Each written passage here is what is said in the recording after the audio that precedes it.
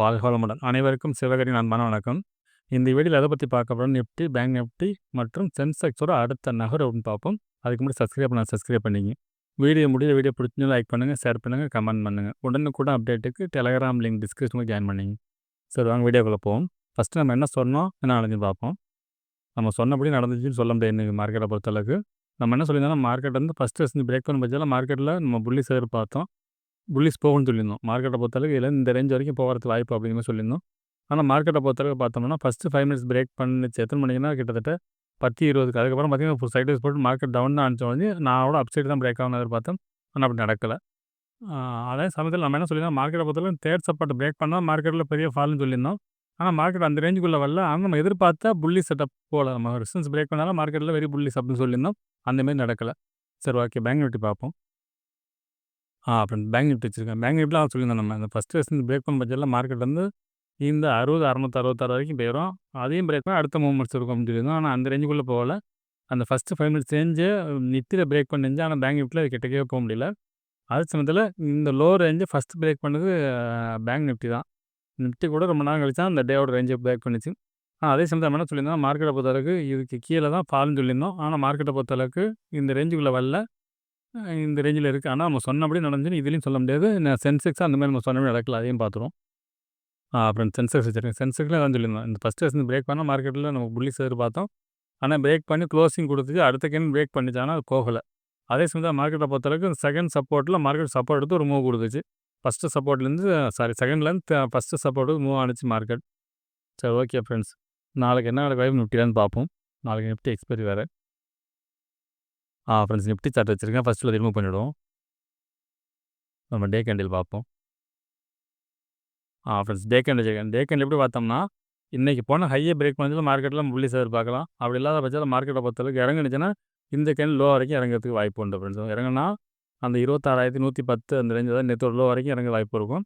அதே சமயத்தில் இன்னைக்கு ஹையை பிரேக் பண்ணிச்சா மார்க்கெட்டில் புல்லிஷ் இருக்கும். அந்த மாதிரி செட்டப்பில் தான் இன்னைக்கு டே கேண்டில் இருக்குது. சரி, ஓகே. 15 மினிட்ஸில் பார்ப்போம் லெவல்ஸ் என்ன மாதிரி இருக்க வாய்ப்புன்னு. ஃப்ரெண்ட்ஸ், 15 மினிட்ஸ் வச்சுருக்கோம். பார்த்தோம்னா ஃபஸ்ட்டு ரெசிஸ்டன்ஸ் பார்த்தோம்னா 26,282 அப்படிங்கிறது ஃபஸ்ட் ரெசிஸ்டன்ஸ் இருக்குது. ரீசெண்டாக போன ஸ்விங் ஹை.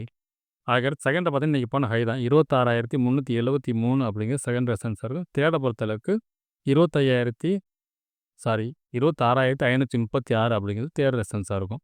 சப்போர்ட்னு எடுத்துட்டோம்னா இன்றைக்கி போன லோ தான் ஃபஸ்ட்டு சப்போர்ட்டாக இருக்கும். 26,210 அப்படிங்கிறது வந்து ஃபஸ்ட்டு சப்போர்ட். செகண்டை பொறுத்தளவுக்கு நேற்றோட லோ தான் செகண்ட் சப்போர்ட் 26,118. சரி, ஓகே. இது என்ன மாதிரி மூவ்மெண்ட்ஸ் அப்படின்னு பார்த்தீங்கன்னா, என்னோடய பாயிண்ட் ஆஃப் வியூவில் நம்ம வரைபடம் மாதிரியே போடுவோம்.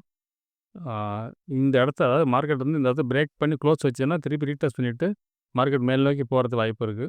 ஒன்று, மார்க்கெட் வந்து இந்த ஃபஸ்ட்டு சப்போர்ட்டுக்கும் செகண்ட் ரெசிஸ்டன்ஸ்க்கு இடையில மார்க்கெட் இருக்கிறதுக்கான வாய்ப்பு உண்டு. ஒருவேளை இந்த ஃபஸ்ட்டு சப்போர்ட்டை பிரேக் பண்ணோன்னா மார்க்கெட்டை பொறுத்தளவுக்கு இந்த செகண்ட் சப்போர்ட்டுக்கும் இந்த ஃபஸ்ட்டு ரெசிஸ்டன்ஸ்க்கு இடையில இருக்கிறதுக்கு வாய்ப்பு இருக்குது. அந்த மாதிரி செட்டப்லாம் இருக்குது. ஆனால் அந்த செகண்ட் சப்போர்ட்டை பிரேக் பண்ண பட்சத்தில் மார்க்கெட்டில் நம்ம புல்லிஷ் எதிர்பார்க்கலாம். என்னோட பாயிண்ட் ஆஃப் வியூவில் இந்த இடத்து சப்போர்ட் மேல் நோக்கி இது பிரேக் பண்ணுறதுக்கு வாய்ப்பு இருக்கும் போது தான் ஃப்ரெண்ட்ஸ் செட்டப் தெரியுது பார்க்குறதுக்கு. அது நாளைக்கு வந்து எக்ஸ்பைரி வேறு. அது நாளைக்கு மார்க்கெட்டில் நான் அப்டேட் பண்ணுறேன் ஃப்ரெண்ட்ஸ். சரி, ஓகே ஃப்ரெண்ட்ஸ். பேங்க் நிஃப்டி பார்ப்போம். ஃப்ரெண்ட்ஸ், பேங்க் நிஃப்டி சார்ட் வச்சுருக்கேன். ஃபஸ்ட்டில் ரிமூவ் பண்ணிவிடுவோம். நம்ம டே கேண்டில் பார்ப்போம்.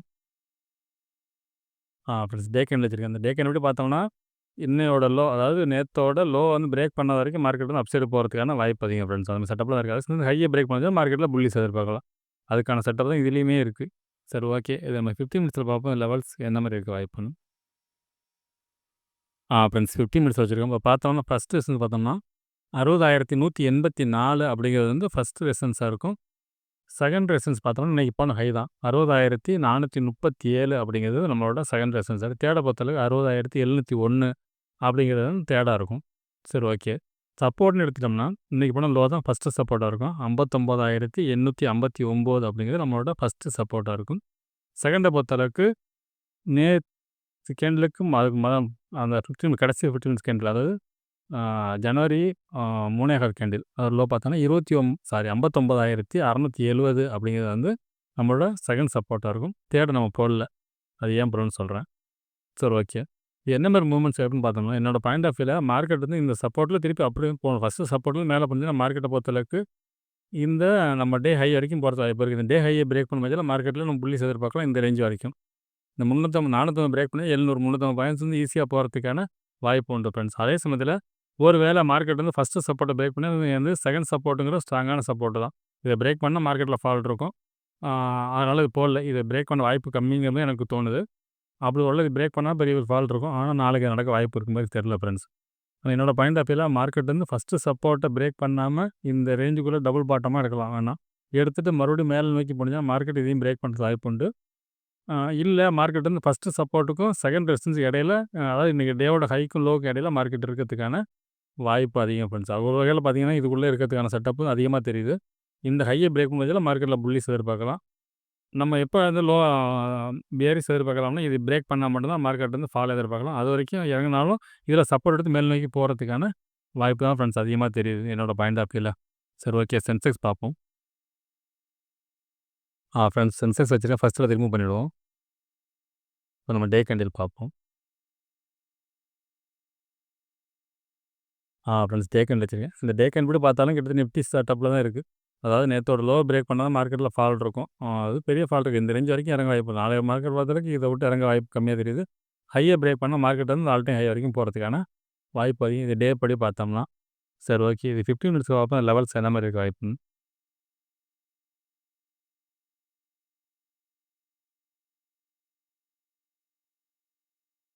ஃப்ரெண்ட்ஸ், 15 மினிட்ஸ் வச்சுருக்கோம். இப்போ பார்த்தோம்னா ஃபஸ்ட் ரெசிஸ்டன்ஸ் பார்த்தோம்னா 85,703 அப்படிங்கிறது ஃபஸ்ட்டு ரெசிஸ்டன்ஸாக இருக்கும்.